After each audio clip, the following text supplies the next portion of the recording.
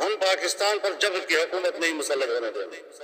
ہم جبر کے خلاف تھے انگریز کے زمانے میں بھی اور آج تک بھی ہم اس کے خلاف ہیں. بسم اللہ الرحمن الرحیم ایاک نعبد و ایاک نستعین. السلام علیکم ورحمۃ اللہ وبرکاتہ.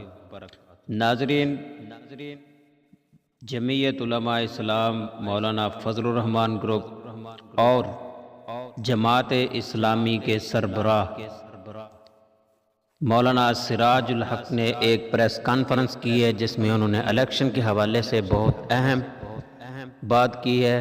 نمبر 2 پہ محمود خان اچکزئی صاحب نے پی ٹی آئی کا شکریہ ادا کیا ہے. پی ٹی آئی کا شکریہ کیوں ادا کیا ہے؟ کیا وہ صدارت کے امیدوار پی ٹی آئی کے نامزد تھے یا پی ٹی آئی کا کسی اور وجہ سے انہوں نے شکریہ ادا کیا ہے؟ تو اس کی پوری ڈیٹیل انشاءاللہ اسی ویڈیو کے اندر ہم آگے چل کر آپ کو بتائیں گے. تو ویڈیو میں آگے جانے سے پہلے آپ سے چھوٹی سی ریکویسٹ ہے، اگر آپ نے ابھی تک ہمارے یوٹیوب چینل کو سبسکرائب نہیں کیا یا چینل پر پہلی بار تشریف لائیں تو چینل کو ضرور سبسکرائب کیجئے. ناظرین، مولانا فضل الرحمان اور مولانا سراج الحق صاحب نے ایک پریس کانفرنس کی ہے جس میں انہوں نے مکمل طور پر انتخابات کو کالعدم قرار دیا ہے اور اس کا مکمل رد کر دیا ہے. کیوں رد کیا ہے، اس حوالے سے انہوں نے کیا کہا ہے، وہ آپ ذرا خود سماعت فرما لیں. ڈاکہ ڈالا گیا ہے اور تاریخ کا بدترین جھرلو پھیرا گیا ہے.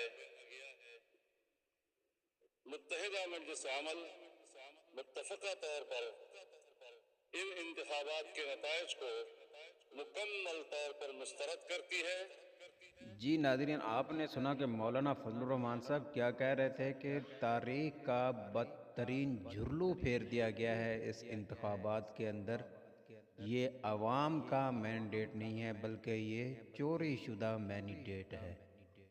تو اس کے بعد جناب بات کر لیتے ہیں کہ محمود خان اچکزئی صاحب جو صدارتی امیدوار تھے پی ٹی آئی کا، کل پی ٹی آئی کا الیکشن ہوا، اس حوالے سے انہوں نے پی ٹی آئی کا شکریہ ادا کیا، وہ بھی ذرا الیکشن اچھے ماحول میں ہوئے. پہلی بار صدارتی الیکشن میں نہ کوئی ووٹ بیچا گیا نہ خریدا گیا. خرید و فروخت کا عمل نہ ہونا خوشائند اور نئے دور کا آغاز ہے.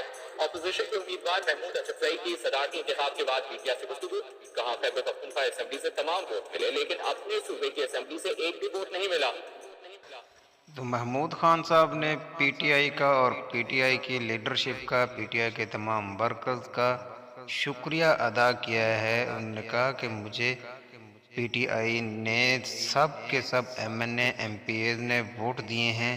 مجھے پنجاب سے، کے پی کے سے، سندھ سے ووٹ ملے ہیں لیکن مجھے اپنے صوبے سے ووٹ نہیں ملے. اپنے صوبے کا انہوں نے گلہ کیا ہے.